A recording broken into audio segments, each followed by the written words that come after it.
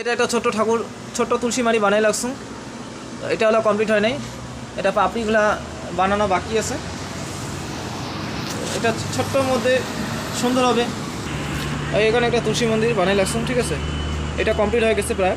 রং, এটা হাইট আছে প্রায় 2.5 ফুট, গোলাপি রং আর সাদা রং করা আছে। কেমন হয়েছে অবশ্যই জানাবেন। এতে রঙের কোটালা মোট হওয়া আছে। আরও তুলসী মন্দির দেখান চলো। এই যে তুলসী মন্দির, লাল রং করা আছে, বিভিন্ন রং করা আছে।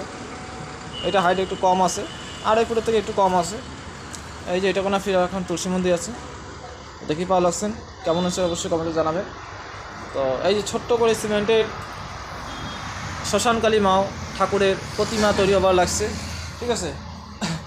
এটা কোনো ফির আরাখান সিমেন্টের মা কালী ঠাকুর প্রতিমা তৈরি হবার লাগছে।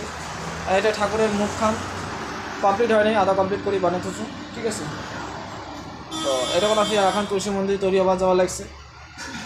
তারপরে এটা কোনো ফির একটা হবে রামকৃষ্ণ আর একটা হবে সারদা দেবী প্রতিমা তৈরি হবে। এই যে ছোট্ট করে এটা শিবলিঙ্গ মোটামুটি সাইজের, তো ঠিক আছে। ওটা কোনো এই যে নন্দী মহারাজ বসিয়ে আছে, আর এটা কোনো ছোটো ছোটো শিবলিঙ্গ থোয়া আছে। তো দেখলেন তো